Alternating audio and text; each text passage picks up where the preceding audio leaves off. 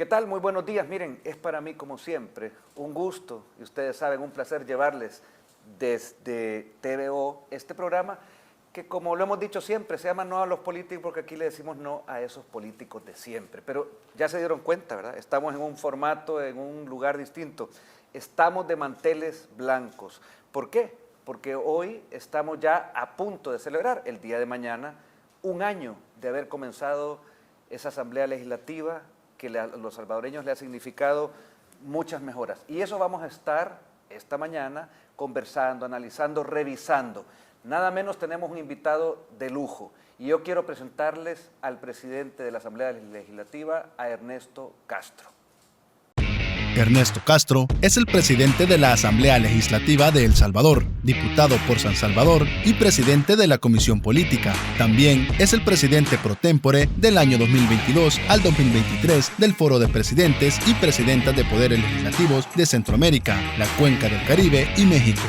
Anteriormente, se desempeñó como secretario privado de la presidencia y se ha destacado por su carácter conciliador, pero firme en el trabajo legislativo y decisiones de país. Lidera las auditorías financieras de la Asamblea Legislativa, donde se descubrió que Sigfrido Reyes no justificó $17 millones de dinero público. Impulsó desde la Asamblea Legislativa que cada 16 de enero se conmemore el Día Nacional de las Víctimas del Conflicto Armado y la incorporación de la leyenda Puesta nuestra fe en Dios en edificaciones del recinto legislativo. Su trabajo es imparable en la refundación de la nueva Asamblea Legislativa de El Salvador.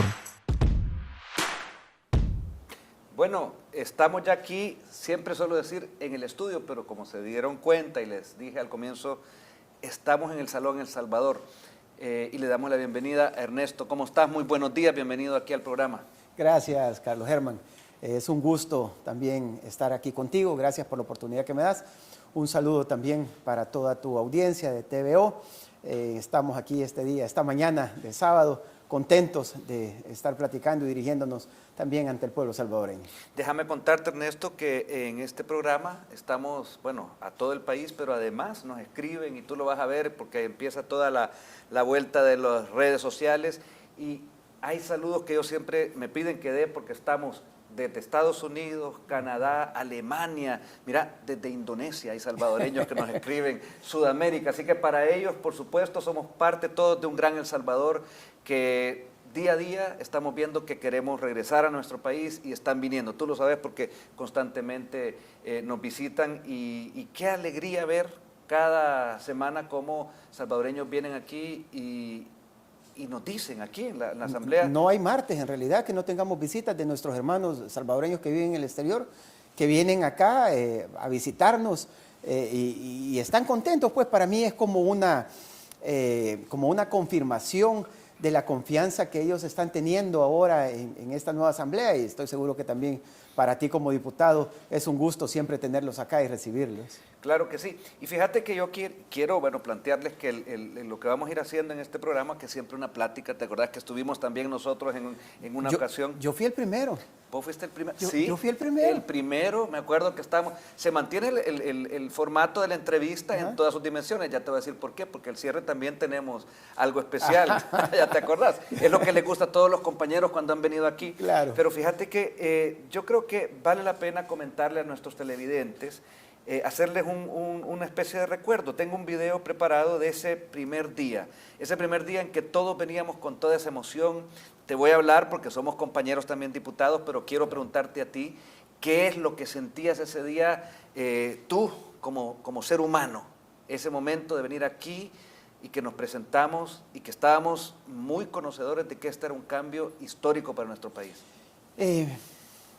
Agradecimiento a Dios por la oportunidad que me daba de estar acá para servir al país, para tratar de dejar algo, un legado de esas cosas que son intangibles, en donde pues el sueño muchas veces de la mayoría de nosotros es que algún día, cuando pasen los años, pues, la gente nos vea en la calle y nos diga, puchica, los que hicieron esto, ¿verdad? Obviamente algo positivo para el país.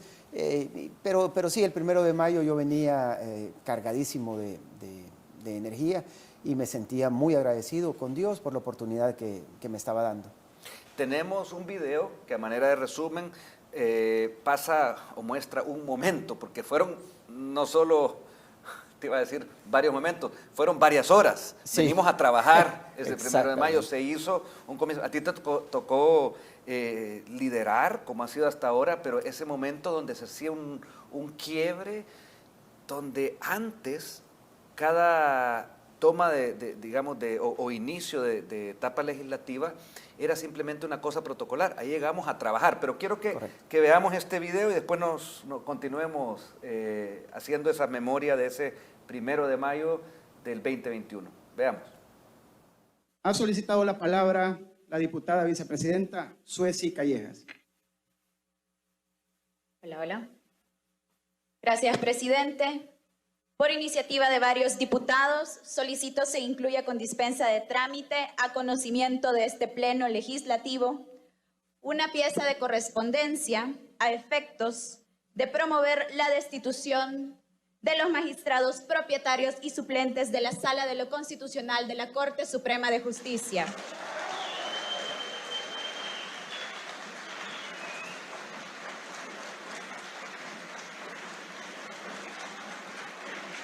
Bueno, ahí estaba parte de ese momento crucial, cuando se pedía la moción de remover, de quitar a algo que era clave en nuestro país.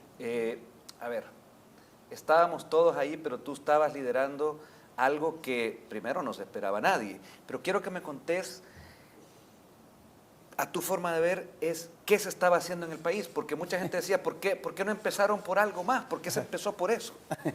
Bueno, ¿qué es lo que estábamos haciendo? En realidad estábamos haciendo historia y lo hicimos ese día. Nosotros venimos acá y tú lo sabes, al igual que todo el pueblo salvadoreño, que hemos venido aquí a refundar este país, que eso era la necesidad que aquí se tenía y por lo cual nosotros somos producto de eso, que es lo que nos ha mandatado el pueblo salvadoreño venir a hacer acá. Y pues todo el mundo sabe de que eso era básico hacerlo. Te podés imaginar si eso no hubiese sucedido, habiendo tenido ese tipo de salas de lo constitucional, en donde todas las iniciativas que se tuvieran de parte del presidente Nayib Bukele, de parte nuestra como diputados, todas nos la hubieran declarado inconstitucional como ellos estaban pensando, y entonces ahí iban a paralizar el país, y esa era la jugada que ellos tenían, era paralizar el país. Claro, porque desde la dinámica que se ejercía en aquella antigua Corte Suprema y específicamente Sala de lo Constitucional, y eso hay que contárselo a los televidentes porque no todos son abogados o que están en este ajo de las leyes, hubiesen podido desde el primer día empezar a batearnos, por así decirlo, cada cosa que nosotros hiciéramos aquí. Y ojo, no es que nos estuvieran bateando a nosotros, porque nosotros veníamos diciendo, cuando yo tuve la oportunidad de acompañar al presidente Bukele como secretario privado de la presidencia, yo recuerdo que tuve la oportunidad de venir acá a esta asamblea en el tema, en la crisis de la pandemia. Correcto. Y los diputados anteriores paralizaron al país. En realidad yo les decía eso, o sea, mira, aquí no estás paralizando al presidente, ni estás paralizando al gobierno, estás paralizando a las comunidades, estás paralizando a nuestra gente, a los que de verdad sufren, a los que les afectan todo este tipo de cosas. O sea, van a causar muertos en este país, les decía. O sea, la pandemia es algo serio. Ellos querían ver lo que sucedió en Italia, en Ecuador, en esos países, en Nueva York, donde colapsaron los hospitales, en Ecuador, donde se vieron imágenes dantescos, sí. Eso pues, sí. O sea, la gente estaba muerta en las calles, pasaron muertos días dentro de sus casas hasta que llegaban a traerlos. Y cuesta creerlo, Carlos, sí. La maldad que esta gente ha tenido, pero la verdad es que eso es lo que querían para este país. Por suerte, pues, tenemos al presidente que tenemos y a él, pues, la verdad es que no le importó escucharlos a ellos, sino que escuchó a la gente, tomó las decisiones y le dimos. Y gracias a Dios, pues, al final, el 28 de febrero, la gente reconfirmó lo que quería para nuestro país. Qué alivio debe haber sido, y voy a mencionar al presidente Bukele, pero al mismo tiempo empezamos a ver el alivio para el pueblo salvadoreño desde el momento en que esta dinámica que se tenían siempre de entre ellos frenarse, fregarse, porque lo que venía atrás era una moneda de cambio. Vaya, te voy a dar los votos, pero tú me pagas tanto, los maletines negros. Un pacto de corruptos, eso es lo que ellos tenían, ¿verdad? Que al final ellos, todos los temas de país se negociaban, cuánto aquel, y se repartían en todo sentido.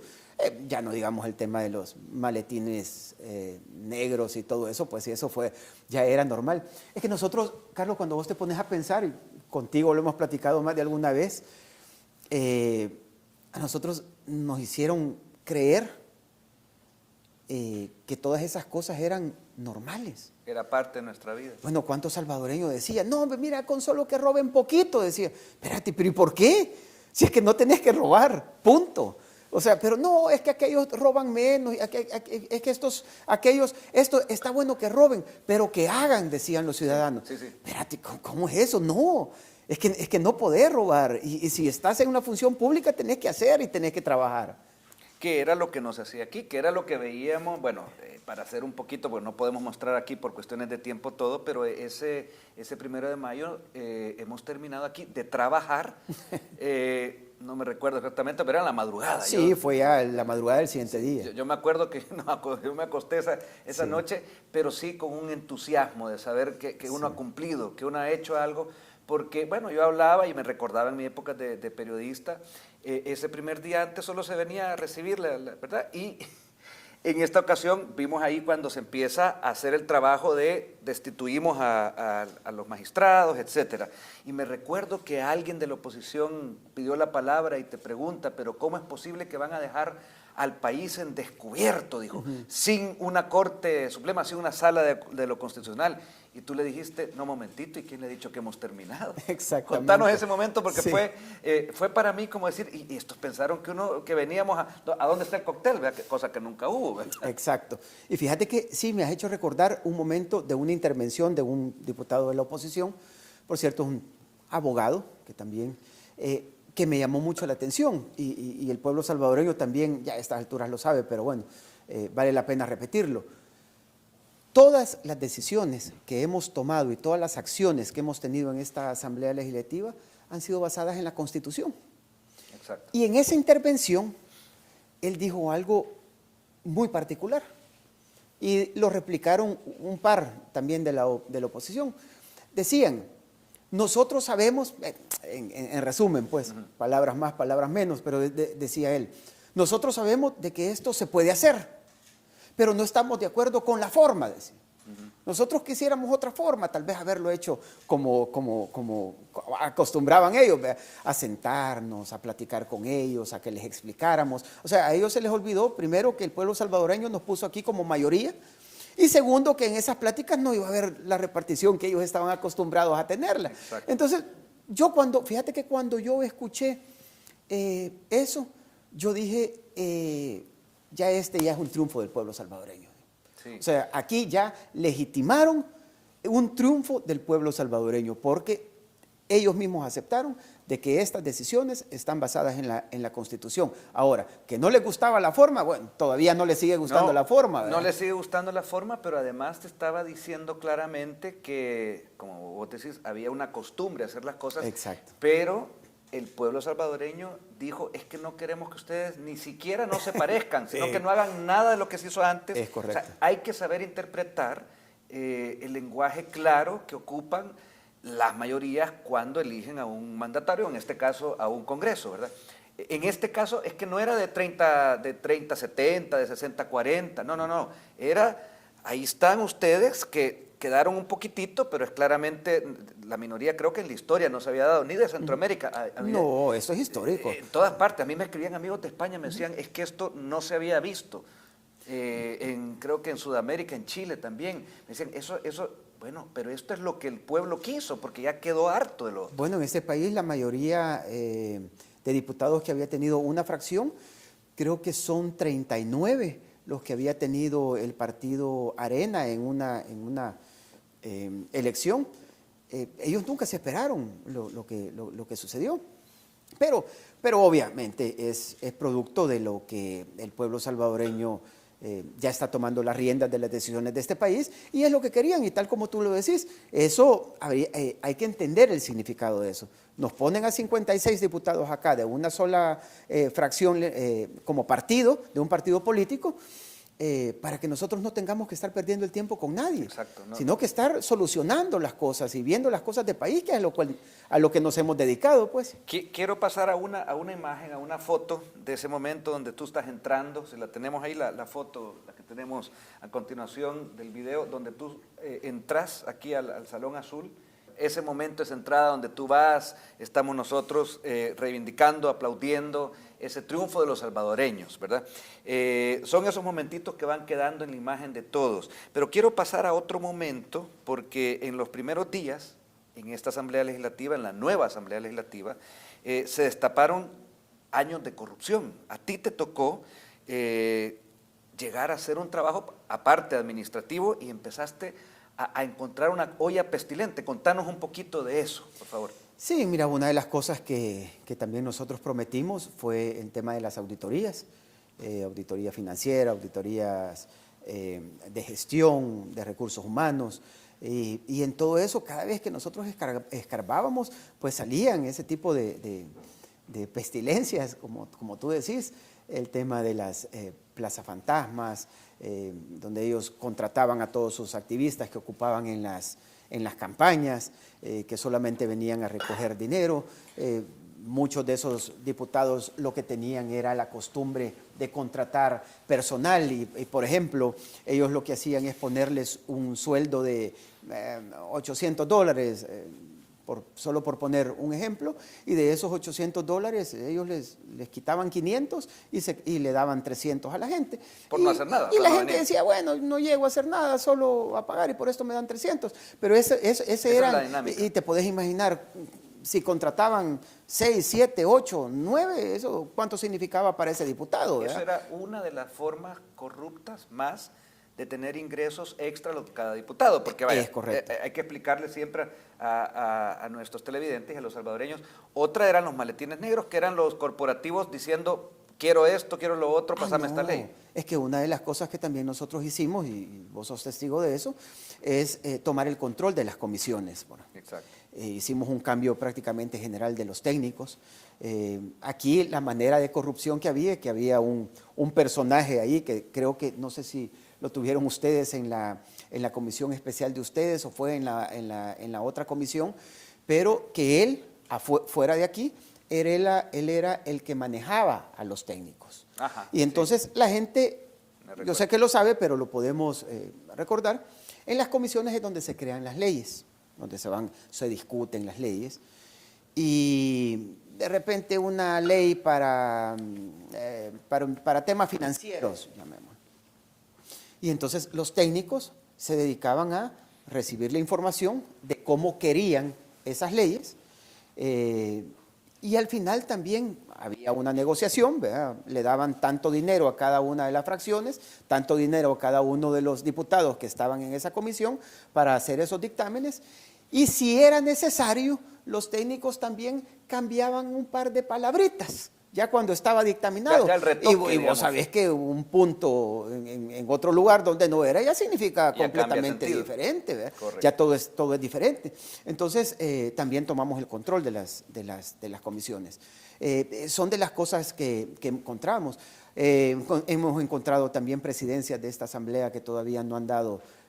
Cifrido Reyes, por ejemplo, un ladrón que sigue huyendo todavía. No ha rendido cuentas. Ha dejado ahí todavía cuentas que no ha podido ¿Cuánto es el faltante? sustentar. Son como 17 millones, creo, que todavía no están, sí. que no se han podido aclarar. Así es que son ese tipo de cosas, ¿verdad? Las que se han venido dando en esta asamblea. Y curiosamente aquí nadie decía nada. O sea, yo no veía también a estos activistas de la prensa ahora que están tan interesados, ¿verdad? En investigar y en hacer cosas. Hombre, algo seguramente han dicho, o quizás porque no les dieron la menta que requerían, o porque habían otros intereses, ¿verdad? O otras agendas, pero todo ese tipo de cosas nunca dijeron nada.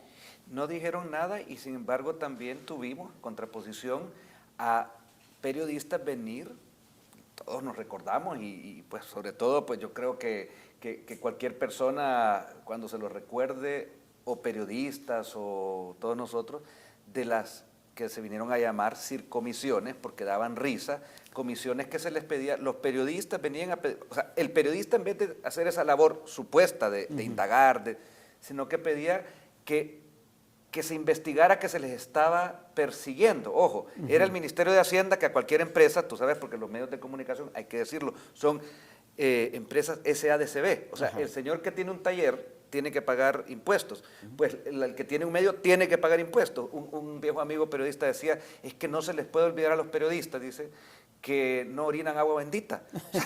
Es que, punto, tienen una responsabilidad de informar bien. Pero eso es algo que también hicimos aquí, el que pagaran impuestos los periódicos, por ejemplo. Exacto. Bueno, ¿desde qué época? Desde los años 50 que no pagaban, porque era una forma bien fácil, y hay que recordarlo siempre, decir, si desde aquí de la Asamblea se les evita que paguen impuestos a los medios, impuestos, o sea, lo que paga cualquier cristiano, paga cualquiera.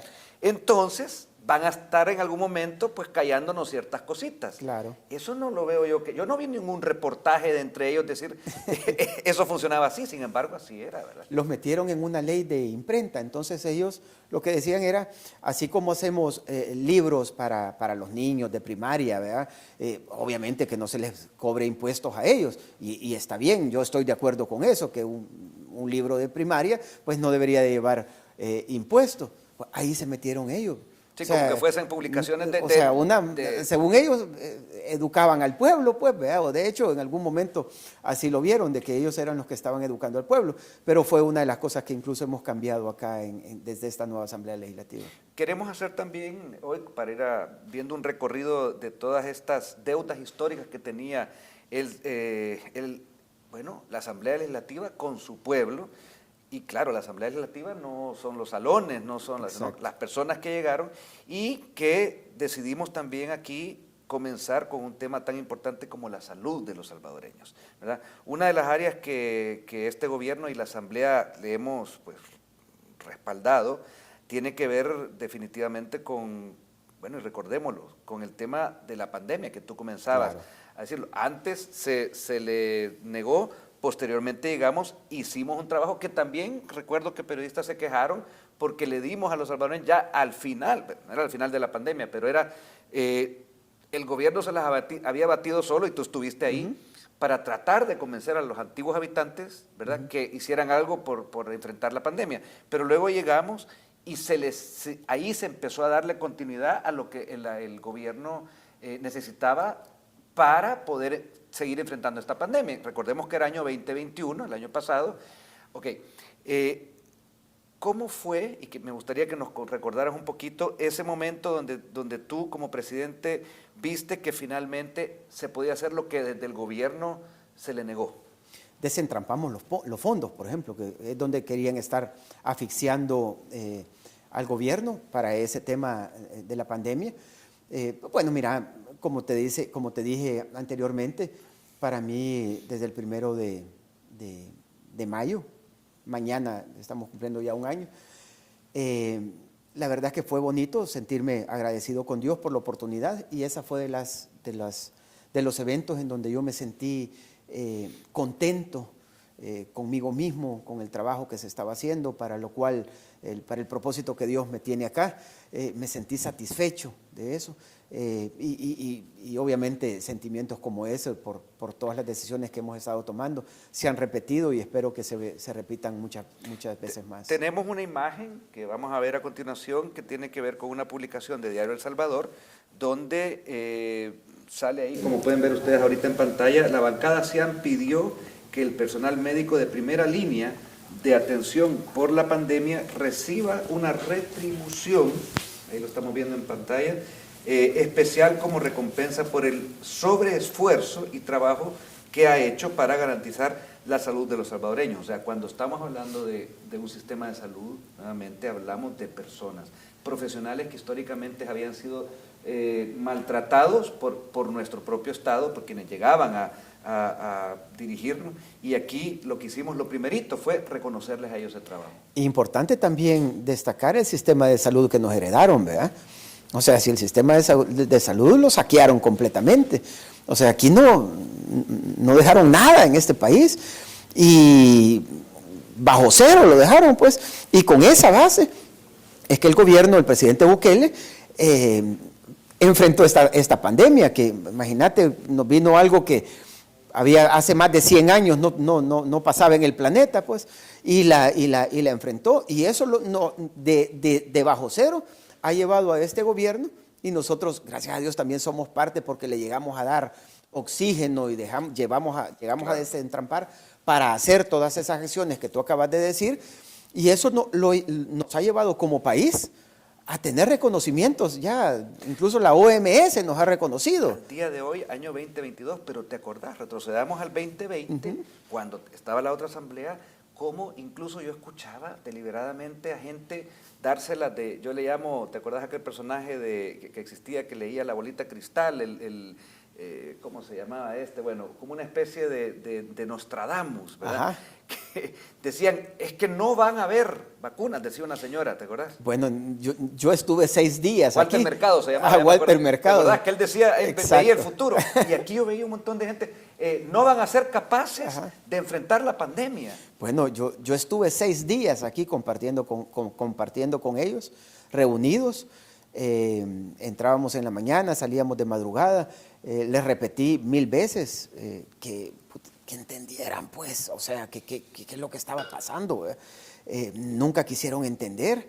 Decían de que era una gripita, que ya iba a pasar. Decía de que esto que estábamos exagerando, de que no iba a pasar absolutamente nada. Yo te veía. Que pusiéramos ¿cómo se llama? Carpas. Sí, de carpas campañas, tiendas de campaña. Tiendas de campaña, como hospital. Sí. Pero, ¿sabes qué es lo que me indignaba de esto? Yo quiero saber, porque eso precisamente, yo veía a ti con el gabinete y sí, bueno, si nosotros desde la televisión, y digo los salvadoreños, nos indignábamos porque se les olvidaba a esta gente que nosotros estábamos viendo lo que pasaba en el mundo, están las redes sociales, están las noticias, pero ¿de qué manera tú te podías contener cuando veías que esta gente lo que tenía? Yo no creo que era ignorancia, era una testarudez, porque caían en eso de lo que yo suelo llamar politiquería, no era hacer políticas para el bien del salvadoreño. Mira, obviamente sí, como tú lo decís, a mí lo que me indignaba era la forma, eso era la forma en cómo ellos han visto a nuestro país, cómo han visto a la gente. A ellos no les importaba eso, incluso nosotros discutíamos, nosotros queríamos cerrar el país por tema de seguridad. Al final se demostró en el mundo entero que esas eran las medidas que se tenían que tomar, pero ellos estaban preocupados por abrir una fábrica, por ejemplo. Seguramente algún interés tenían ellos ahí, y eso es lo que a mí me indignaba. Te confieso que quizás esa fue una de las razones que a mí me motivó a la hora de tomar la decisión de venir a esta asamblea. De dar este paso. Fue esa experiencia que yo viví ahí, había que cambiarlo, pues, y sí soy de las personas que creo de que nosotros necesitamos salvadoreños que actúen y que bajen a la cancha a jugar y que no estén solamente gritando desde la grada. Exacto, ¿verdad? tomar acción. Exacto. Vamos a seguir hablando después del bloque. Yo quiero dejarlos antes de retirarnos y volver después del corte comercial con este video que dura 20 segundos de un momento donde se simboliza cuando nuestro jefe de fracción, Cristian Guevara, entra a uno de los salones allá arriba que tenían uno de los partidos, precisamente Arena, y vamos a verlo y después nosotros regresamos aquí con nuestro invitado esta mañana, el presidente de nuestra nueva Asamblea Legislativa, Ernesto Castro.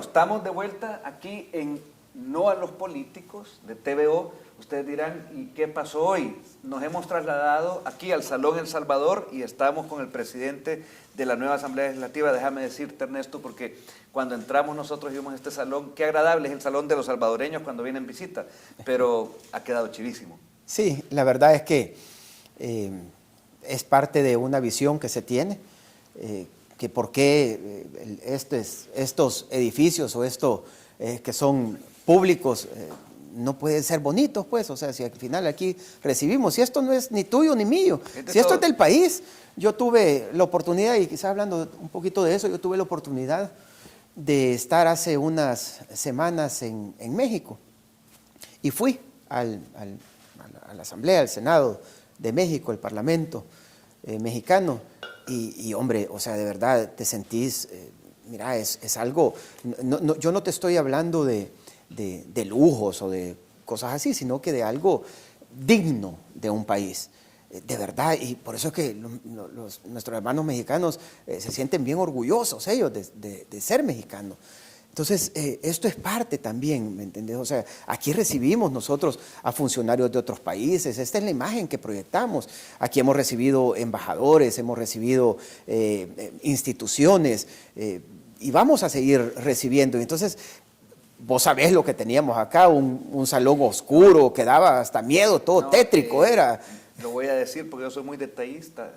Había mal olor aquí. Sí, pero se los digo. No, de verdad. Tiene que ver con los muebles descuidados. Pero fíjate que si hacemos, pasamos de la parte estética, eso reflejaba el descuido que aquí había. Yo, como en mi labor periodística llevaba desde los años 90, cuando yo entré, viniendo aquí a la Asamblea a cubrir, y te digo, no cambió nada. O sea, cuando entramos ese 1 de mayo, bueno, ya llegamos el lunes siguiente y empezamos aquí a ver, y casi que era como que meterse en una especie de cuevas que habían quedado mal utilizadas. Bueno, se habían robado un montón de cosas, ¿te acordás? Se robaron hasta los servicios sanitarios, sí. Los arrancaron.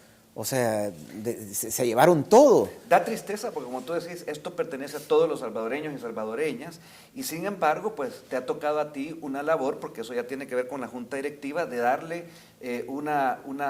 no solo el sentido de lo que se está haciendo aquí día a día, porque no solo es plenaria tras plenaria, ¿verdad? No solamente es las plenarias de los martes, ya saben los salvadoreños que aquí cuando toca venir a plenaria, sino que es también esa forma de administrar algo que te dejaron a ti, que es el que tomaste las riendas, destrozado, o sea, terrible. Eso debe ser, ahí hay un doble trabajo para vos. Bueno, ¿no te acordás una plenaria que nos quedamos sin sonido? Sí. Nos quedamos mudos porque se calentó el sonido. O sea, tuvimos que cambiarlo. El mezanine, que es donde recibimos cuando viene mucha gente, que vienen instituciones, vienen colegios, etcétera, etcétera, no había aire acondicionado. O sea, ¿por qué? Porque tuvieron un problema que de hecho lo tenemos en la Fiscalía, lo estamos viendo, pero no había aire acondicionado. Entonces, sin embargo, sí había una facturita que decía por ahí que se compraron aires acondicionados y nunca se vieron. Bueno, yo creo que aquí hasta guaro compraban, pues, y aquí hemos tenido presidentes de esta asamblea que han dirigido completamente borrachos. No sé si te acordás de este señor que al final terminaba con grip, el Ciro Grip, ¿verdad? Que terminaba con eso. O sea, puchica. Que de las grandes acciones que él hizo fue darle el certificado, ¿cómo se llama?, de hijo honorífico a un mariachi. ¿Ah, sí? Que lo traía porque además lo traía con dinero del pueblo y se lo llevaba a su finca a cantar. Eso es lo que teníamos. Y miren, para la gente joven que está viéndonos, porque quizás algunos no lo sabían, eso es lo que se hacía aquí. Exacto. En este lugar. Encontrarse con eso y no sé, yo quiero, siempre lo he querido decir, pero quería esperar esta oportunidad. ¿No te frustraste un poco cuando encontraste esto? Porque hay que decirlo, uno vino aquí, o sea, llegamos el 1 de mayo y ese fue el primer momento que se tuvo para eso. No es que antes como en una casa a la que tú podés ir a ver la casa y decir, mire, déjeme entrar para ir a tomar medidas. No, aquí a lo que te entregaron.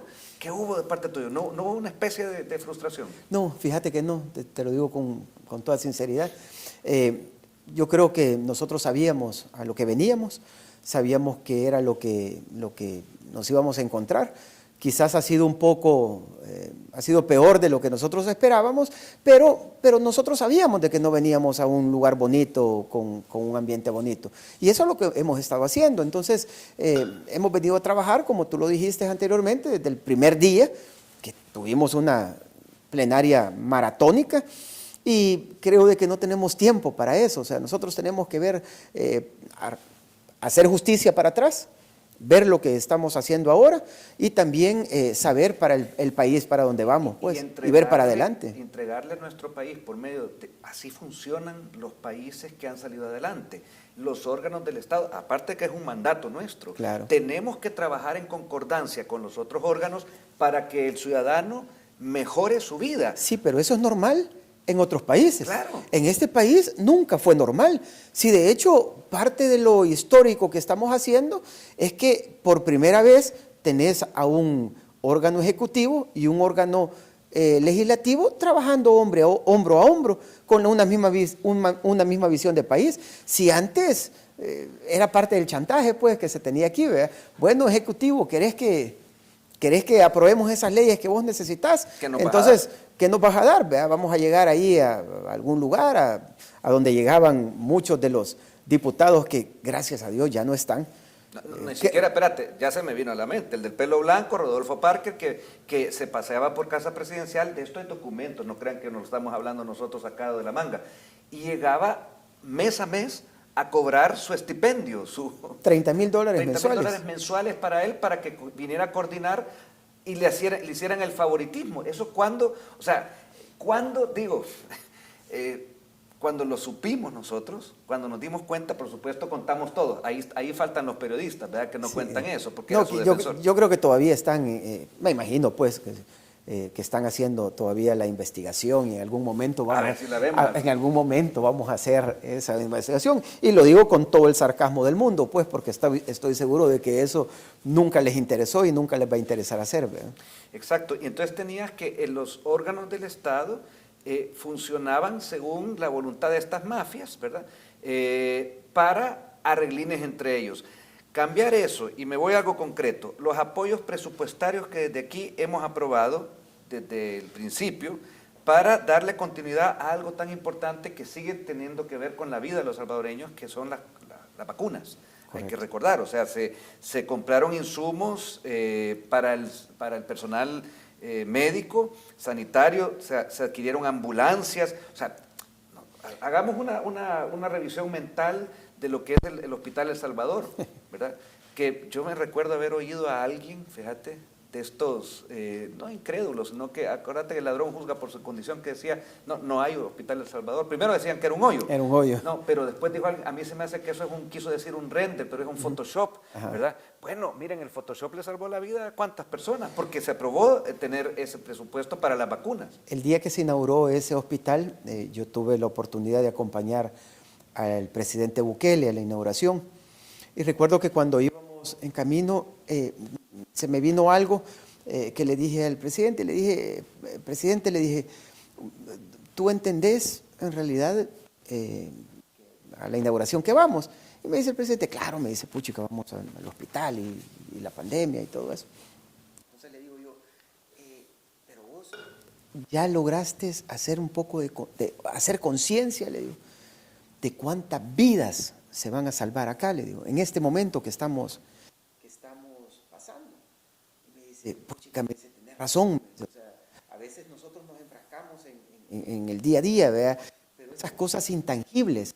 Y yo estoy seguro que ahorita los salvadoreños que nos están sintonizando en estos momentos, esta mañana, ¿cuántos de los que nos están sintonizando probablemente salvaron su vida en ese hospital? O un familiar, un ser querido, ¿verdad? Salvó su vida en ese hospital. Hombre, imagínate lo que estamos haciendo. Tuvimos testimonios de gente como Salvador Castellanos, el periodista. Exacto. Por ejemplo, por decir uno. Yo por eso te digo, y a veces nosotros en nuestra fracción, cuántas veces lo comentamos, pues, el sentirnos orgullosos del trabajo que estamos haciendo, porque esas son las decisiones, esos son los frutos de las decisiones que estamos tomando acá, que al final Estamos siendo parte de una coyuntura histórica en este país, en donde estoy seguro que vamos a dejar un país diferente y un país mejor, pues. Claro, yo quiero mostrar en la siguiente gráfica que tiene que ver con las vacunas para que veamos en números también, porque aquellos decían de que esto no era más que un invento de render, de Photoshop, pero veamos al 26 de abril,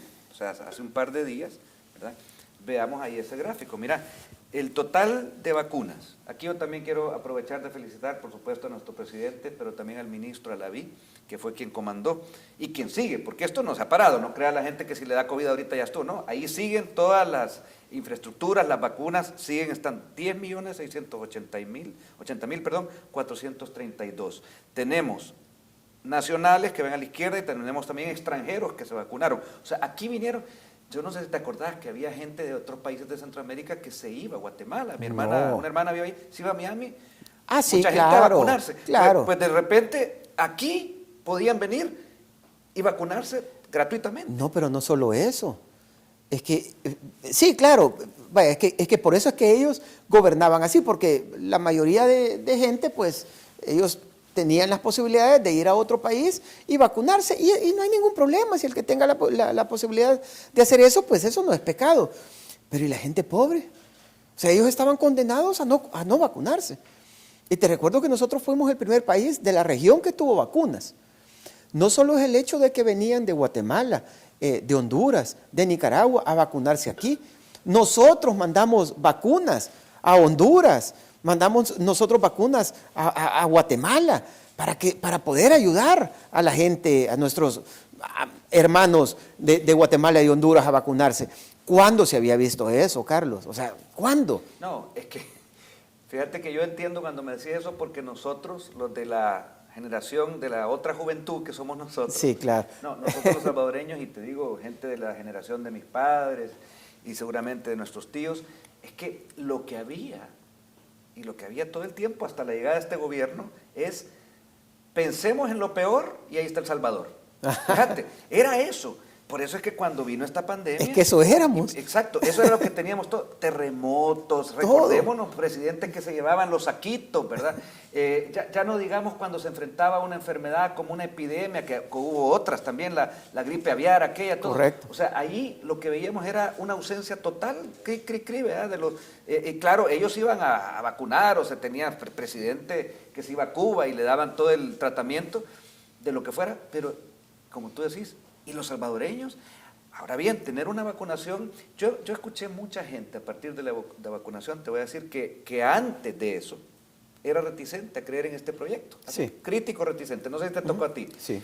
Yo tuve una llamada de una persona que me llamó específicamente y me dijo, mira, quiero decirte lo siguiente, vengo saliendo de vacunarme a mí, y creo que había llevado a otra persona, creo que es la persona que le ayuda en la parte doméstica en la casa, y quiero retratarme de todo lo que dije antes. O sea, ver para creer, ver a sentir. O sea, esa era la primera dosis.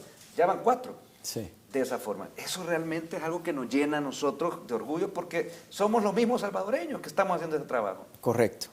La verdad es que sí. Igual me ha pasado a mí con más de alguna persona. Ha sido un gobierno, está siendo un gobierno de acción y de resultados, ¿verdad? De hechos. Y eso la población pues lo está percibiendo. Y quiero hacer una aclaración, dije, somos los mismos salvadoreños que antes nos quejábamos y estábamos ahí esperando y no pasaba nada, ¿verdad? Claro. Y también debo decir, gente con mucho menos condiciones, gente pobre, gente olvidada, esos mismos que siempre esperamos, esos mismos, decía el poeta Roque Dalton, ¿verdad? Los rezagados de siempre, los que les toca sufrir todo, pues un momento en que los mismos salvadoreños, que somos nosotros, decidimos cambiar y hacerle un giro a eso. Quiero hablar también, Ernesto, de una ley que aprobamos con todo el orgullo y que también con mucho cariño, y es precisamente la ley Nacer con cariño, que fue impulsada por nuestra primera dama, Gabriela de Bukele. Vamos a ver ahí una foto, un momento histórico cuando ella presentó esa moción de ley, ¿verdad? Ahí está el momento donde nuestra vicepresidenta Suécica Hija recibía la ley y que luego fue aprobada. Fue un momento donde empezamos a ver, y los salvadoreños empezaron precisamente a decir, ok, desde el momento en que nace un salvadoreño, debe tener la importancia para el Estado. Desde el momento que es concebido. Es concebido. Sí, un salvadoreño. Para mí también esta es una ley que en lo personal también fue muy especial, fíjate. Yo tengo el gusto de conocer a Gabriela desde hace también un par de años y sé cuál ha sido la lucha y el sueño de ella para con esto. Es una excelente profesional, ha estudiado, se ha especializado en este tema, tanto acá dentro del país como afuera del país, y siempre fue su sueño, siempre fue su lucha, y ella siempre nos hablaba de eso. Mi hija, ella nos ayudó muchísimo desde el parto, desde que mi esposa Michelle estaba embarazada, nos ayudó muchísimo, nos acompañó en el parto también de mi hija. Y cuando esa ley vino acá, que tuvimos el gusto de aprobarlo, no te puedes imaginar lo feliz que me sentí, no solo por ella en sí, como primera dama, Gabriela, alguien que conozco y que aprecio mucho, sino que porque yo sabía la importancia que iba a tener para el país. Porque, ojo, lo que va a suceder con esa ley lo van a ver las nuevas generaciones, las generaciones que están ahorita naciendo, las mujeres que ahorita están quedando embarazadas, que es una onda completamente diferente. Y ya los van a recibir nacer con cariño, o sea, imagínate el concepto, ¿verdad? Yo te voy a contar una experiencia de alguien que también me comentó al respecto, mamá primeriza, que uno a partir de que es padre, yo soy padre también de 3 hijos y uno sabe lo emocionante que es ese momento, pero es que además estás recibiendo a un nuevo ser en la vida. Y antes venían a El Salvador y quien no tenía las condiciones, pues a la buena de Dios, que sí. A lo que sea. Sin embargo, esta persona me hizo ver, tuvo su primera hija en este mes que acaba de abril, y era una madre primeriza y me dijo: Carlos, yo tenía antes, ¿verdad? Antes de que esta ley naciera, cuando oía a mis tías, me decía, a mi mamá incluso cuando nacimos, yo y mis hermanos, teníamos miedo, las madres tenían miedo de ir a los hospitales públicos a dar a luz. Y yo estoy ahora muy contenta, me decía, y estoy, pero con mi niñita, ella me estaba contando, ella me habló por teléfono, estaba recién el parto, ¿verdad? Porque yo tuve la mejor atención, o sea, eso es algo que nos cuentan a nosotros y no es una cosa porque dirán, bueno, aprobaron una ley y ¿qué pasó? Ajá. Pero ya está funcionando. Correcto. O sea, eso ya está. No, y también no han de faltar los que dicen, pues sí, pero aún falta más y eso no es suficiente. Por supuesto que no es suficiente y seguramente faltan otras cosas, no solamente en ese tema, pero lo importante, como yo siempre digo, es que ya comenzamos. Exacto. Es que ya hay testimonios como el que tú estás diciendo. O sea, ya se comenzó. Qué lindo oír la felicidad de esa madre joven. Exacto. Sí, definitivamente. Y así en todo. Bueno, tú decís, falta, definitivamente, pero avancemos un poco. Nuestra niñez ya se le asegura de aquí a futuro, exacto, desde su concepción, que venga bien, que le recibamos bien como Estado, exacto, pero también pasamos a la educación de ese niño, ¿verdad? Donde hemos visto avances por reducir por ejemplo, esa brecha digital. ¿Por qué nos importa tanto? Porque El Salvador no se iba después de tanto rezago, después de tanto olvido, iba como a empezar a decir, bueno, vamos entonces a equipararnos ahora a los años 90, que nunca se hizo nada. No, nos vamos a donde estamos. El presidente Bukele, que también es una persona que está al tanto de lo último en el mundo, y dijo, vamos a darle un computador a todos los niños que vayan al colegio, a la escuela, y a los profesores, y además no solamente uno por hogar, sino que si hay 3 hijos, pues 3, ¿verdad? Exacto. Y eso se empezó a dar. Vamos a ver un video que nos muestra en breves segundos parte de lo que ha sido este hecho. O sea, ya hay gente, ya estamos casi por cumplir, falta un poco, pero se ha ido abarcando a todo El Salvador y a todos los salvadoreños, a los niños, con su computador, que es una herramienta. ¿Quién va a poner en duda eso al día de hoy? Correcto. Pasamos el video y regresamos aquí a conversar. Me siento bien contenta porque mis hijos a base de la computadora van a aprender más, gracias a Dios y al presidente también. Sí, mi hijo se siente contento porque está recibiendo su primera computadora, ¿verdad? Entonces, yo me siento feliz porque lo que han hecho por nosotros, pues, es un gran beneficio, porque nosotros como madres no alcanzamos a comprarle una computadora, una tablet, que eso es necesario para el estudio de nuestros hijos.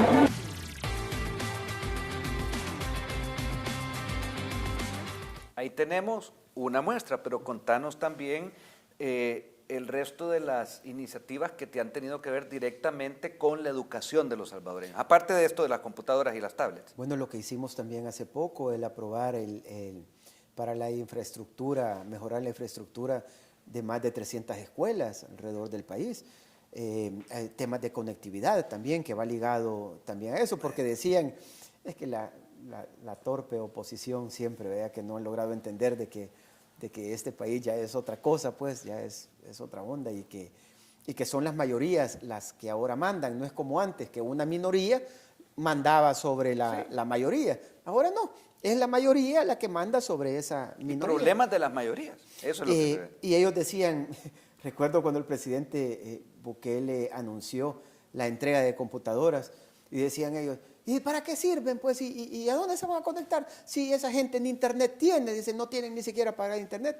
Bueno, pero entonces el presidente, que todo es parte de un proceso, ¿verdad?, ya tenía listo el tema de la conectividad también, que ya se está trabajando y que va avanzando a pasos agigantados, diría yo, y que en algún momento va a tener la cobertura también de todas las escuelas para que nuestros jóvenes, nuestros niños, tengan las mismas condiciones que tienen en otro país, ¿verdad?, el poder conectarse en este mundo cada vez más o ya completamente globalizado en realidad, y que puedan tener también la oportunidad no solamente de educarse, sino que de meterse al mundo, al primer mundo. Y esa es precisamente la visión a partir de, ¿y por qué si esto ya existe, y existe en otras escuelas públicas no vayamos a Europa ni a Estados Unidos, en Sudamérica?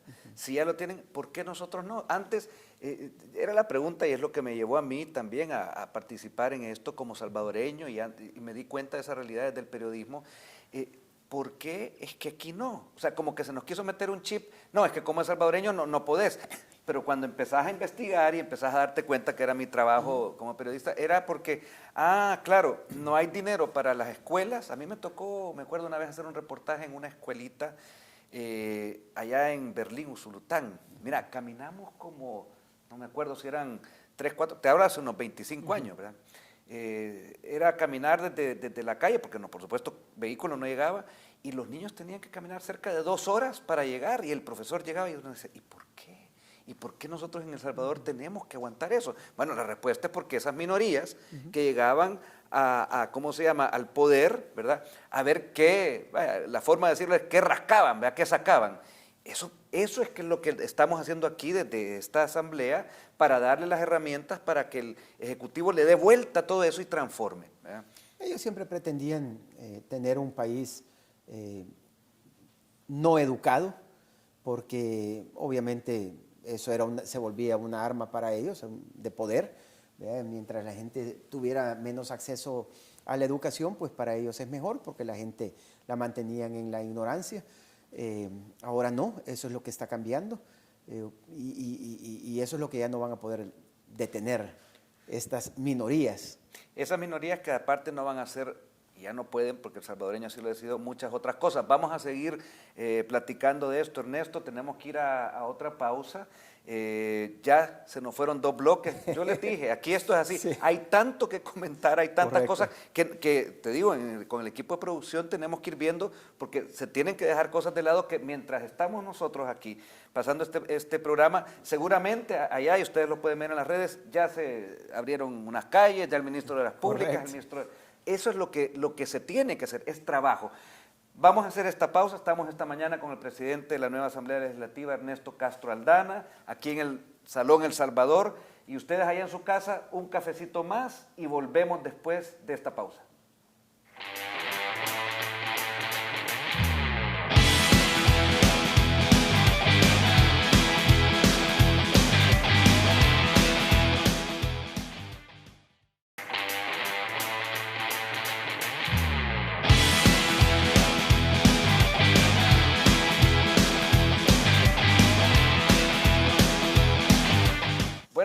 sin sentirlo, ya llegamos al tercer bloque de su programa de No a los Políticos. Estamos aquí en TVO esta mañana hablando, ya que se cumple un año de la legislatura actual, con el presidente de la Asamblea, Ernesto Castro. Yo siempre comento, Ernesto, que esto del No a los Políticos es un nick que yo me puse para el Twitter hace años, porque en realidad era bien largo, pero no me cabía, era no elija a los mismos políticos de siempre, no a los de siempre, ¿verdad? Pero decidí mantener ese nombre precisamente porque yo creo que tenemos que, los salvadoreños, cada día tenemos que, uno, no olvidar, dos, recordar qué es lo que estamos haciendo, y tres, saber exigir, ¿verdad? Precisamente a que no volvamos a tener esos políticos, politiqueros de antes, ¿verdad? Esa es la razón de ser de este nombre. Yo lo mantengo por eso, porque creo que es algo que te mantiene vivo, simbólicamente ese afán, ¿verdad? Yo creo que es algo también en el sentido general que todos los salvadoreños estamos de acuerdo, ¿verdad? En que no queríamos seguir con esos, no a esos políticos, ¿verdad? Y fíjate que parte de lo que los salvadoreños también decidimos y apoyamos, y nosotros desde esa asamblea hemos apoyado a nuestro gobierno y específicamente al Gabinete de Seguridad. Vamos a pasar a hablar del tema fuerte que hemos estado los salvadoreños, primero sufriendo durante décadas y enfrentando hace 35 días, que es la seguridad de nuestro país. El combate ya frontal, la guerra a esas pandillas, ¿verdad? Área que ya sabemos que, o flagelo que ha impactado a nuestro país en todo sentido. Hablamos de vidas humanas, pero que el presidente Bukele se propuso, y aquí hay que decirlo así, desde el momento en que él decidió también candidatearse. O sea, no es un tema que se improvisó, porque también la oposición quiso decirlo, están improvisando. No, si se dan cuenta, todo tiene que llevar una lógica. Pues llegó un momento en que aquí empezamos a probar, y quiero que tú nos contes, todo ese apoyo que en el fondo estaba en concordancia con el plan control territorial que el presidente Bukele le presentó al país y que era el camino para llegar a combatir este problema de inseguridad, de pandillas, de maras. Sí, una de las primeras decisiones que toma el presidente Bukele llegando en junio del 2019 es el ataque frontal contra la inseguridad que hemos estado viviendo. Y el presidente pues da a conocer el plan control territorial, que si tú recuerdas son varias etapas dentro del plan, cada una con sus enfoques muy particulares.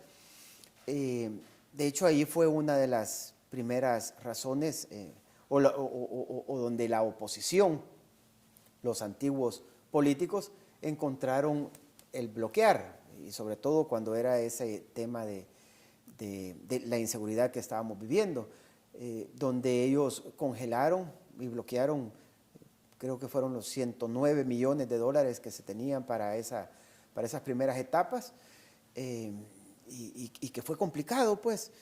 Nosotros lo que estamos viviendo hoy por hoy no es el resultado de un fin de semana, porque el fin de semana nosotros tuvimos asesinatos y casi 80 asesinatos y que por eso se toma esto y se improvisa. No, esto es el cúmulo de años que hemos estado pasando.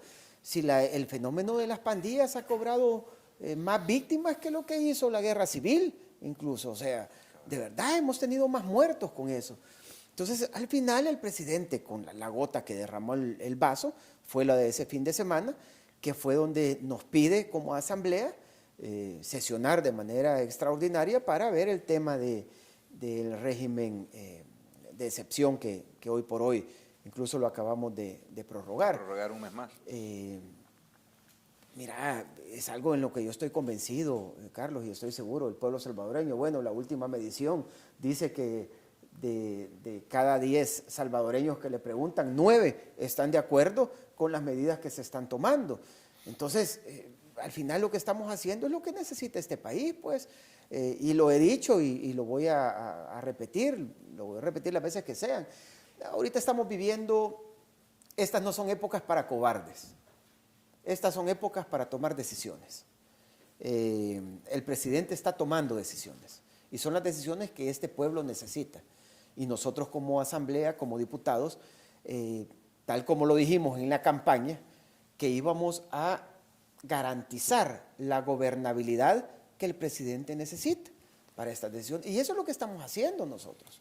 Y cuando tú tenés un tema tan sensible, que al mismo tiempo, ahora ha pasado más de un mes, pero estamos hablando que a días, cuando la gente ya se empezaron a capturar a los terroristas, a los pandilleros que cobran sus extorsiones, etcétera, ya la gente empezó yo tuve la sensación que empezaba como a salir y a decir, miren, yo he vivido aquí, y lo decía la gente, he vivido aquí tantos años y no podía venir de noche sin que me pasara algo, o que sin que tuviera ahí, pues no sé, una especie de centinela de los mareros estos, cobrándome, o la renta en las ventas de todas partes de los centros de las ciudades, ¿verdad? Y empezaron a ver, al principio con un cierto temor, pero luego a dar su testimonio, a llamarnos, a escribirnos, a venir aquí a hablar. Y a mí me comentó, perdón que te dale. A mí me comentó un buen amigo que me dice, mira, me dice un colega que trabaja conmigo, vive ahí por la zona de Molsa.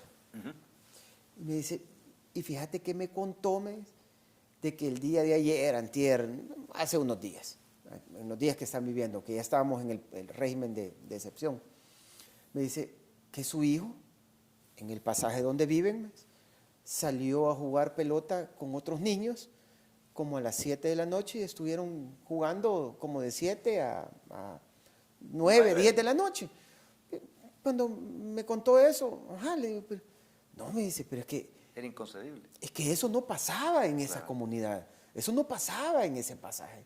O sea, la gente a las 7 de la noche, por poner un ejemplo, como los delincuentes terroristas son los que mandaban ahí, y si decían a las 7 de la noche aquí ya no sale nadie, porque era donde ellos salían en la noche y a hacer las cosas que ellos tenían que hacer, toda la gente tenía que estar guardada. O sea, su hijo no podía salir a jugar pelota a esa hora. ¿No conocía eso? No conocía eso. Y entonces la gente, ¿cómo no va a estar apoyando eso? Claro, estos sinvergüenzas, porque no tienen otra palabra, ¿verdad?, que se están oponiendo, estos pequeños grupos de gente que todavía se están oponiendo a eso, pues sí, yo les quisiera decir de que vayan pues a las comunidades a ver cómo están las cosas. No salen a conocer esas realidades, no les interesa, no les pagan para eso. Bueno, hay algunos que salen, incluso han estado viviendo un año en esos lugares, ¿verdad?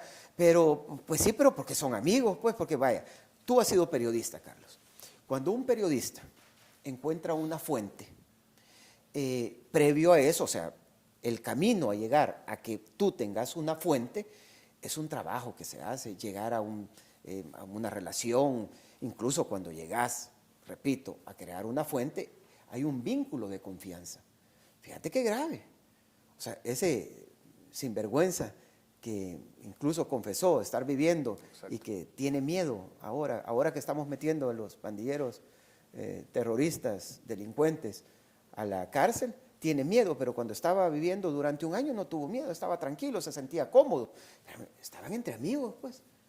Esa es una lectura que y fíjate que es así, y Ernesto, hay una cosa que hay que decirlo, porque mencionando a los periodistas, una cosa es que se informe sobre un hecho consumado y la otra que se convierta en cómplice.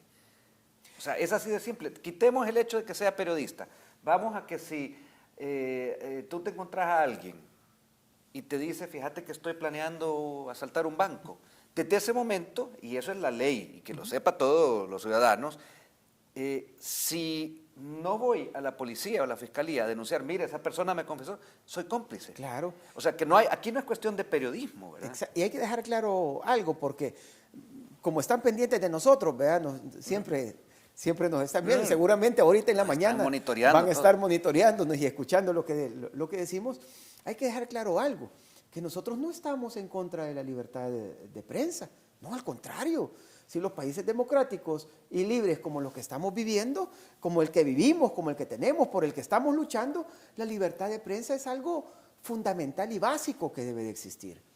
Ahora, pero nosotros también estamos luchando por la libertad de expresión, que es la que todos tenemos. Exacto. Y tanto un periodista nos puede fiscalizar a nosotros, ¿cómo nosotros podemos fiscalizar a unos periodistas? Porque si no, explíquenme cómo es la cosa, pues. O sea, vos sí podés, pero yo no puedo. Exacto. O sea, vos sí podés decirme lo que querrás y fiscalizarme todo lo que querrás.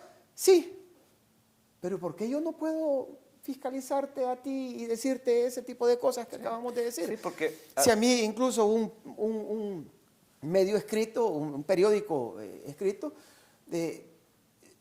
todavía es que no se les quita a los sinvergüenzas.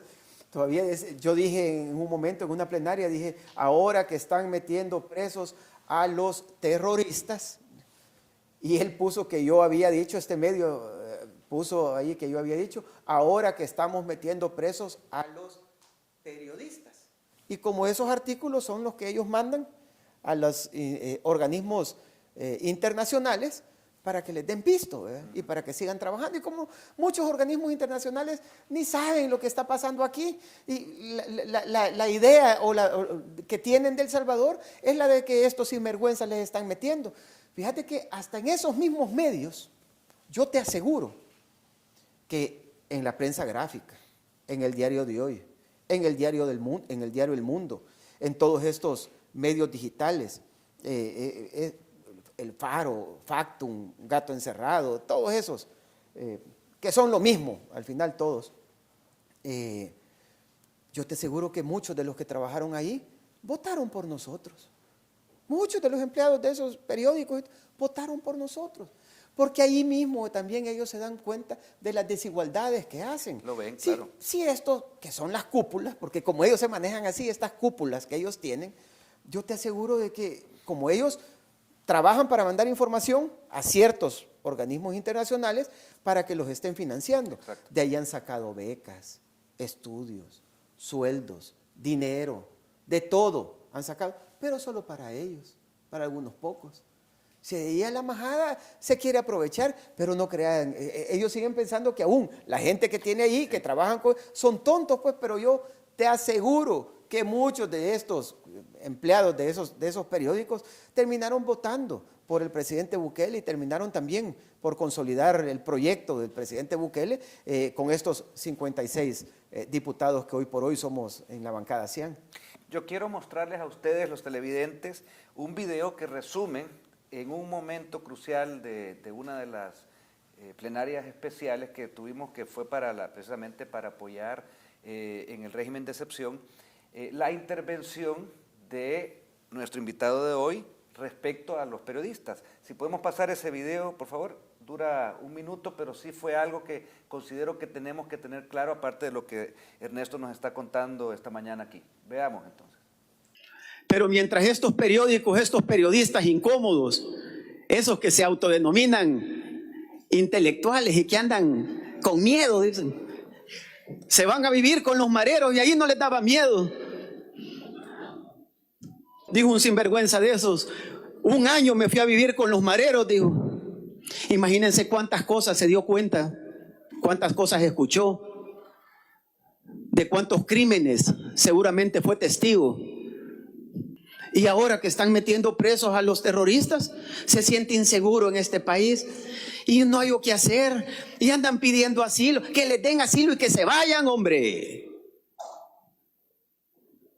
Si es que aquí no aportan nada. Si se quieren ir, que se vayan.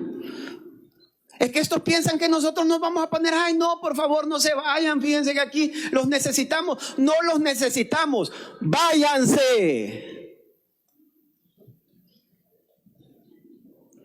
Pero si se quieren quedar, este es el nuevo país donde estamos viviendo. Y este es el nuevo país donde vamos a vivir. Y este es el nuevo país que estamos construyendo. Y este es el nuevo país a quien ellos y los que piensan como ellos ya no van a volver a detener. Gracias.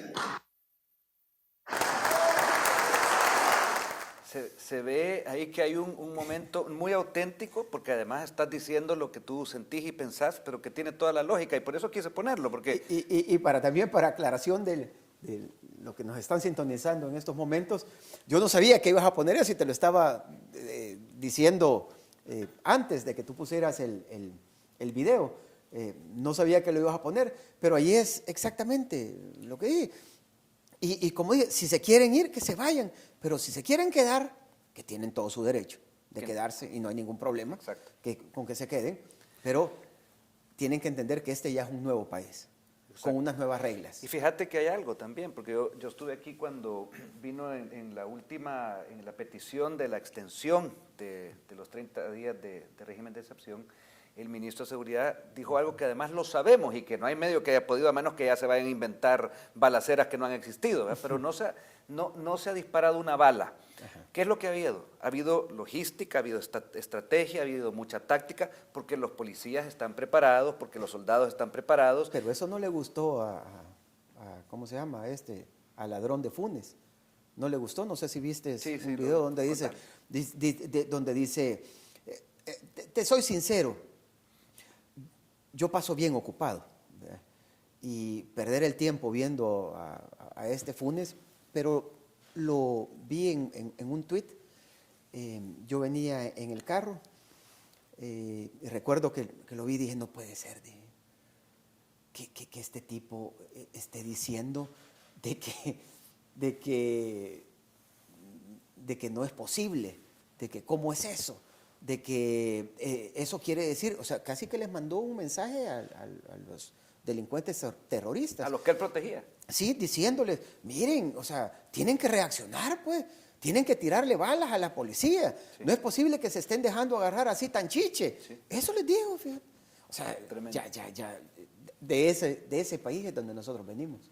Exacto. De tener tipos como ese, como gobernantes, que en su momento este país confió. Y mira cómo le pagó, ¿verdad? O sea, cómo nos defraudó a todos como país.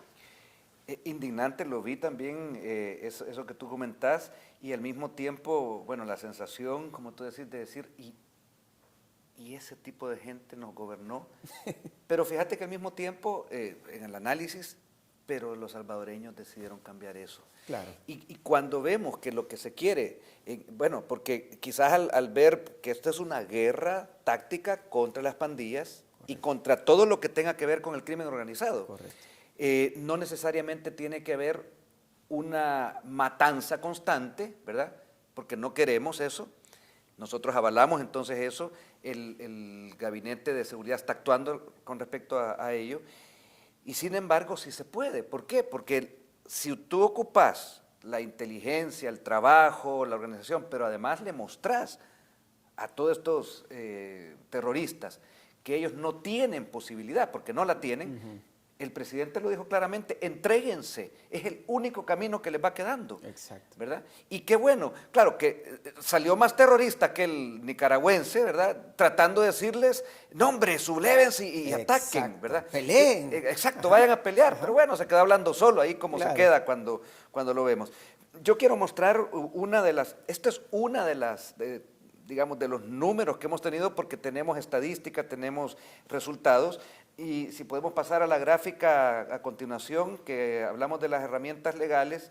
Con las herramientas legales que brinda el régimen de excepción, la Policía Nacional Civil, la Fuerza Armada, continúan desarticulando a las estructuras terroristas, protegiendo la vida de la población. Este era un mensaje de Casa Presidencial, pero lo que quería yo mostrar es que en ese momento, esto es hace un par de días, iban 13 días sin homicidio, pero ya van avanzando más. Y tenemos también a esta mañana más de 20,000 capturados. Correcto. Y hay que explicárselo a la ciudadanía, y quisiera que tú se lo explicaras, Ernesto. Son capturados, pero que antes salían libres porque no había precisamente lo que hemos autorizado aquí legalmente y como la Constitución lo manda. Sí, mira, es que el sistema corrupto y también, mira, a medida que vamos avanzando, va tomando sentido esta nueva forma de hacer política, que inició con la llegada del presidente Bukele a la presidencia y que se consolidó con la llegada de nosotros como diputados para dar la gobernabilidad que el presidente y este gobierno necesitan y este país necesita. Y venimos de ese sistema, tiene sentido, comienza a tener sentido lo que nosotros hicimos incluso el 1 de mayo, fíjate. Porque si nosotros no hubiésemos hecho eso, seguiríamos con ese sistema que estaba antes, en donde a los delincuentes terroristas los llevaban presos, pasaban 3 días en una Bartolina y después de esos 3 días se iban otra vez a la comunidad y enojados, a vengarse. Exacto. Con la gente. Por el que creían que a lo mejor les había puesto el dedo o algo. Con la gente, tal como vos lo decís. Entonces, eso es lo que se les cambió. O sea, ahora, como el presidente dijo, no van a salir. Si mira, si el presidente también lo ha mostrado, los tatuajes donde antes se sentían orgullosos, les daba estatus, etcétera, etcétera, ahora se los andan quemando. Te puedes imaginar quemártelo. Eso es lo que andan haciendo. Sí. Los están encontrando escondidos en todos lados. No se enalteció ningún tipo de actividad que inducía a la criminalidad, así como también pasamos, lo que es lógico, yo lo decía cuando lo pasamos aquí en el Pleno, en un país como en Alemania también están prohibidas aquellas señas que aluden al tiempo de Hitler y a los nazis, porque eso le trajo mucha desgracia y muerte a los alemanes. Pues aquí también hacemos lo mismo. Correcto. No tiene nada que ver con la libertad de expresión. Fíjate que yo te quiero contar rápidamente. Tengo un hijo que es artista en Alemania. Y yo le dije, mira, porque a él le gusta hacer grafitis, pero grafitis bonitos, y se echa ahí toda una tarde, un día entero. Y le dije, mira, voy a pasar ahorita esto en el Pleno, cuando tuvimos el receso. Y yo quería oír su opinión, y me dijo, sí, papi, es que no tiene nada que ver. Claro. Lo otro, lo que están haciendo es marcando un territorio para decir aquí hay muerte. Correcto. Y el arte es vida, me dijo. Correcto. ¿Verdad? Exacto. Entonces, eso es precisamente lo que nosotros estamos haciendo, desarticulando aquello que antes, bueno, porque se sabían, eran los operativos de esos grupos, de esas mafias que tristemente llegaron a nuestro gobierno. Fíjate, Ernesto, que ya me avisan que el tiempo ya se pasó. Sin embargo, han quedado temas, por supuesto, pero hemos estado, y déjame decirlo, tú lo sabes, sábado tras sábado con todos los compañeros de las diferentes comisiones, estamos platicando. Yo quería agradecer tu tiempo también, porque es un tiempo que está ocupado para los salvadoreños desde la Asamblea, pero antes de cerrar, o por lo menos esta parte, dale.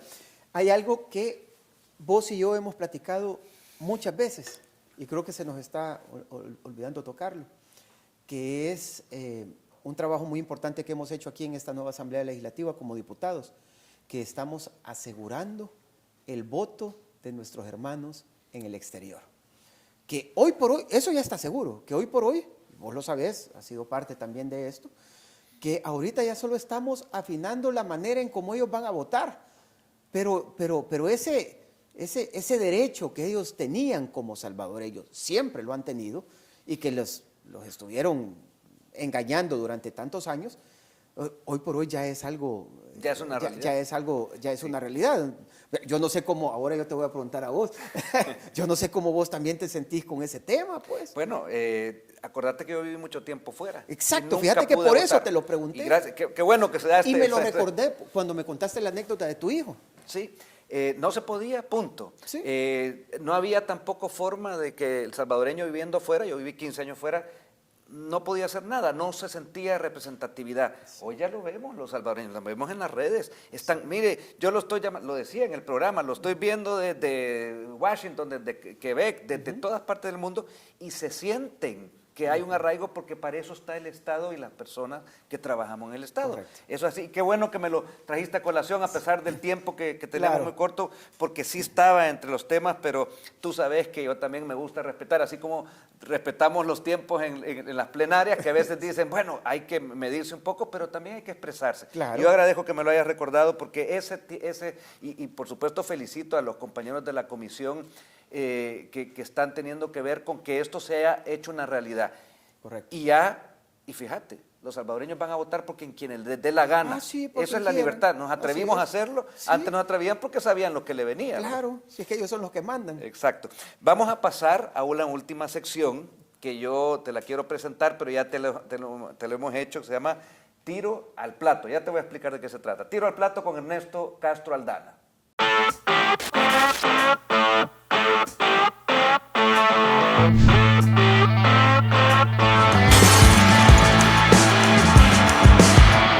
Bueno, ya te lo había hecho en una oportunidad y solamente para recordar la dinámica, yo te voy a decir una frase, una palabra, y tú respondes con lo primero que se te venga así al corazón, ¿verdad? ¿Estamos listos, Ernesto? Listo. Tiro al Ya me plato. pusiste nervioso. No, sin ponerse nervioso, nada. Ok, ¿playa o montaña? Playa. Así decidido ya. Sí. Atlético Marte, Toda la vida. Nayib Bukele, El mejor presidente que ha tenido este país. Asamblea Legislativa, Vamos a dignificarla. La estamos dignificando. Ministra de Vivienda o Michelle Sol, El amor de mi vida. Secretaría Privada de la Presidencia o Presidencia de la Asamblea Legislativa. Ambas. Bien, Nuevas Ideas, El partido más grande en la historia de El Salvador. 9F, Es un día en donde el presidente Bukele dejó asentado lo que este país necesitaba. House of Cards, La he visto, me gusta. y por último, La última temporada ya no me gustó. ¿ya no te gustó? Sí. Y por último, ¿una jornada de rutina en el gimnasio o una jornada maratónica legislativa? Ambas. Ambas, De yo hecho, sabía. las hago. Voy al Ambas te gimnasio y tocan. después me vengo para acá y salimos de madrugada. Yo lo sé porque ahí yo debo confesar, ahí hay algo que yo te admiro y te envidio porque a mí me cuesta hacer el deporte. Sí lo hago, yo te hago mi deporte también, pero tú tenés esa disciplina, esa capacidad y aparte de dirigir esas maratones aquí que tienen solamente como objetivo llevar lo mejor a los salvadoreños. Ernesto, muchas gracias por estar esta mañana con los salvadoreños que nos sintonizan a partir de TVO. Quiero dejarte la cámara para que les des una despedida directamente a ellos, que no solamente son en El Salvador, sino que en todo el mundo. Y yo, sinceramente, te digo, hay un agradecimiento enorme como salvadoreño y también como diputado y también como un diputado de la bancada CIAN, que está viendo un liderazgo para que los salvadoreños mejoren, que esa es la idea de todo esto. No, gracias Carlos, te quiero dar las gracias a ti también por el espacio, por la oportunidad de dirigirme a los salvadoreños. También un saludo a todos nuestros hermanos salvadoreños que nos están sintonizando esta mañana. Nos han sintonizado esta mañana, tanto los que viven acá como los que viven afuera del país. Un saludo fraterno para todos ustedes. Gracias por la confianza que están depositando en estos funcionarios, en esta nueva forma de hacer política. Nuestro compromiso es dejar un mejor país. Estamos trabajando día a día por eso. Así es que no me queda más que decirles gracias, que Dios los bendiga y que Dios bendiga a este lindo país. Y muchas gracias nuevamente y hay que disfrutar del fin de semana. Yo siempre invito también a quienes nos sintonizan a utilizar estos días, quienes pueden descansar para reflexionar, para analizar, para ver lo que está sucediendo en nuestro país, que por supuesto no se detiene. Y así lo hemos visto en un año que estamos ya en esta Asamblea Legislativa y espérense que falta, esto sigue y el salvadoreño y El Salvador va a estar mucho mejor, ¿verdad, Ernesto? Así es. Primero Muchas Dios, gracias. así será. Saludos en casa a Muchas la ministra, gracias, a Michelle gracias. y también a tus hijos. Muchísimas gracias. Muy buenos días y nos vemos el siguiente sábado ya en los estudios nuevamente de TVO. Gracias.